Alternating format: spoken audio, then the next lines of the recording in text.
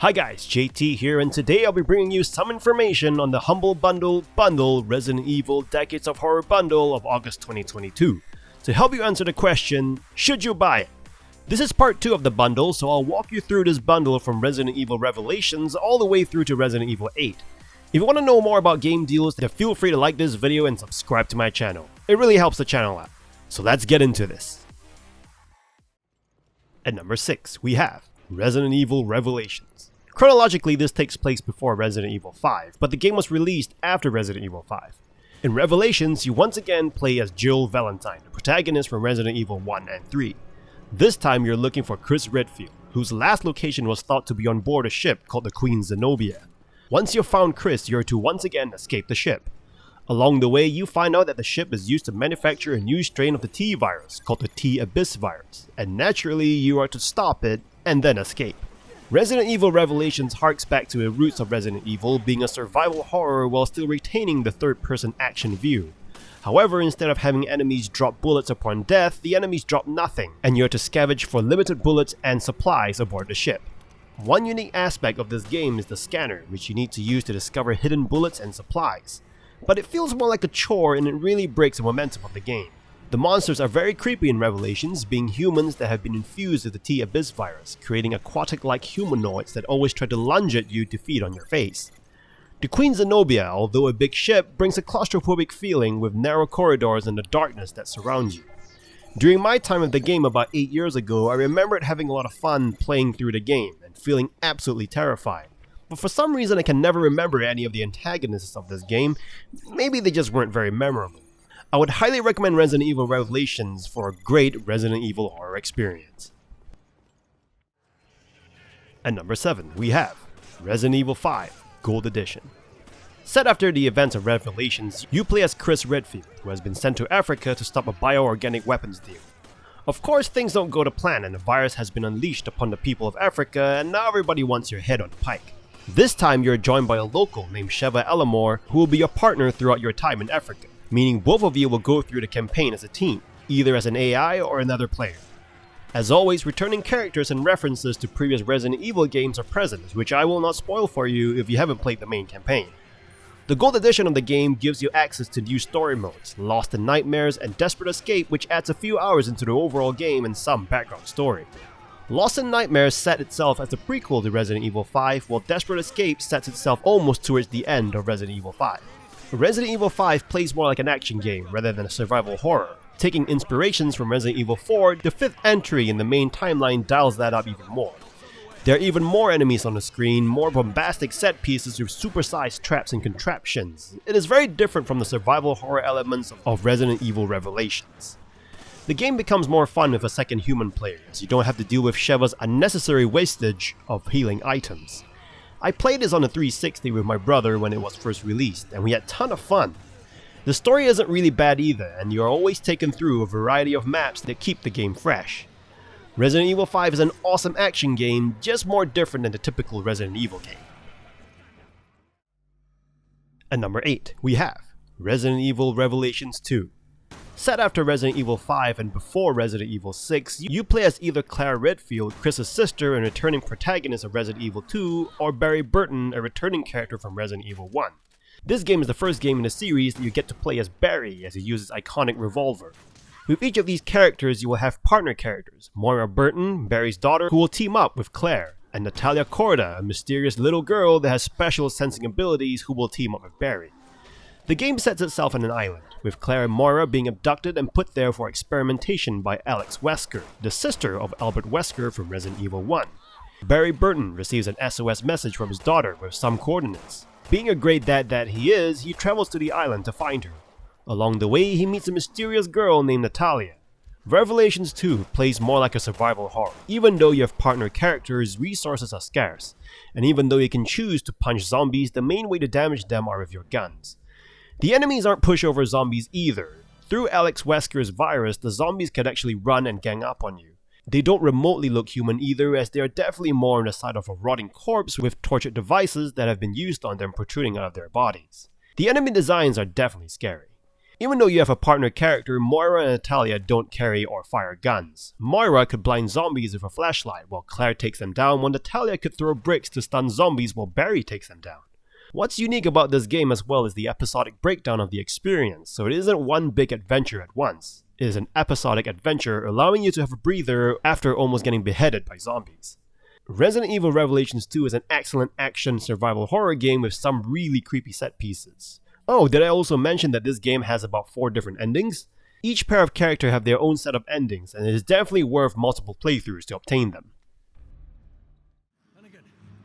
At number 9, we have Resident Evil 6, the black sheep of the family. Wanting to dial the action up even more, this entry into the franchise is full on in action and with even bigger set pieces, and this time, instead of being set in a specific location, this game will see you across different continents in the world, fighting off the bioorganic weapons that spread across the world. You play as 3 different pairs of characters. There's Leon from Resident Evil 4 and Helena, a newcomer into the series, Chris from Resident Evil 5 and Piers, another newcomer into the series, and finally Sherry, the defenseless child from Resident Evil 2, and Jake, another newcomer and also Wesker's son. What? Wesker has a son? Yes, he does. Don't ask me who the mother is though, because I have no idea. With 6 characters to play across 3 separate campaigns that converge on each other at one point, this game is massive. Each campaign also plays slightly differently from each other, with Leon's campaign being closer to a survival horror, while Chris's campaign being closer to an action game, and Sherry's campaign being close to a stalker-based horror action game. There's also a side story that you can play, which I won't spoil until you actually play the game yourself. Even though the game is tagged as a horror game, it is not actually really a horror game. It is heavily focused on action, even more than ever before. You can literally punch and kick enemies without any button prompts, and you're even more agile than ever before, having the ability to run and gun, dodge, etc, etc. There are some crazy big bosses in this game, set in even bigger set pieces than every other Resident Evil game in the series. Imagine fighting a monster that looks like a giant T-Rex, or a giant fly that is the size of a cruise ship. That's what you're getting into in Resident Evil 6. There are also tons of annoying quick-time events for you to chew through. Resident Evil 6 is a great action game, but not a Resident Evil game. It just has a Resident Evil name stuck to it.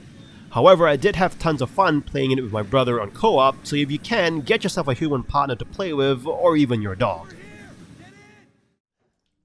At number 10, we have Resident Evil 7, Biohazard. After years of making games that are more action-packed and constantly starring existing protagonists, Resident Evil 7 switches up the formula entirely by introducing a new protagonist, Ethan Winters, and also changing the perspective from a third-person view to a first-person view. You're looking for your wife, Mia, who has been missing for the past 3 years.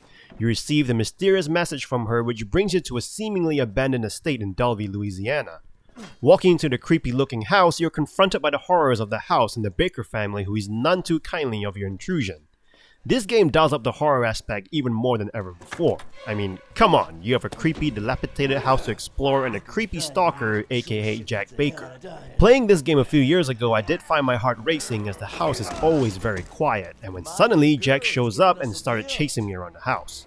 Only thing I could do was to hide under tables and closets and hope that he loses interest in me. As per classic Resident Evil, you are to find keys that will unlock doors around the house, and ultimately lead you outside to escape Jack Baker.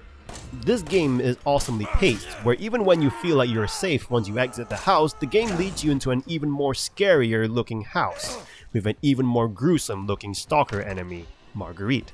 Ammo is very limited, and being the supposedly only living thing in the estate really brings a sense of isolation and dread. The antagonists in this game are great, and you will remember them for years to come. There is even a section for Mia, and it is very reminiscent to the Resident Evil Revelations, where you are on board a ship and must find your husband Ethan. Or the section where you are defenseless and you must hide and run from Marguerite. That was really scary. Resident Evil 7 brings the series back to its roots, and is definitely worth playing if you're into horror. If you're more into action though, then just play through the game for the story, as it does tie in with the other Resident Evils, and especially the next entry in this list. At number 11, we have Resident Evil 8. Although it is just a 50% coupon, which mind you is not the most useful as the game goes on sale at 55% off anyway these days, I will still walk you through what I like about the game. Resident Evil 8 puts you back in the shoes of Ethan Winters, the protagonist of Resident Evil 7. He has moved countries and starting a new life with Mia and their newborn baby, Rose. Ethan and Mia have been trained since the Dalby incident, and they now know how to better defend themselves. However, things go to custard very quickly as Mia is killed by Chris Redfield, the protagonist of Resident Evil 1 and 5, and Rose is taken away. Now Ethan sets out on a journey to find Rose and uncover the mysteries of her abduction and the murder of Mia. This game is definitely more action-centered rather than survival horror, as you are given access to more bullets which enemies can drop. It is a different feel entirely from Resident Evil 7. The only time I felt scared in Resident Evil 8 was when the giant zombie baby was stalking me through narrow corridors and rooms in the dollhouse. You'll know where this is when you play the game. The baby was terrifying. Anyway, the gameplay this time around centers more on the first-person action shooter, but don't expect to go guns blazing like Call of Duty, as the enemies are quite resilient to murder you. I really like the antagonists of Resident Evil 8, each of them have their own personalities and different location styles to explore, with each serving as bosses at the end of them. The only antagonist that I was not impressed with was Mother Miranda, the big bad of the game, as I found her story section to be quite short and a bit too linear. You'll traverse through different parts of the village, from a Dracula-style castle to a haunted dollhouse, a sunken city, and a factory, which keeps the game fresh. The ending had me in tears, as I've immersed myself into looking for my daughter, and coming to the end of it was a bittersweet moment. Even though you may not be using the 50% coupon, I would highly recommend this game for a good blend of action peppered with horror, similar to Resident Evil 4. And that is all for the Resident Evil Decades of Horror bundle. I would highly recommend this bundle, especially if you don't have the majority of the games.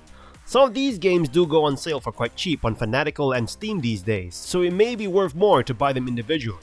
However, if you have a friend who you want to introduce the Resident Evil games to, then this is an awesome deal to jump on.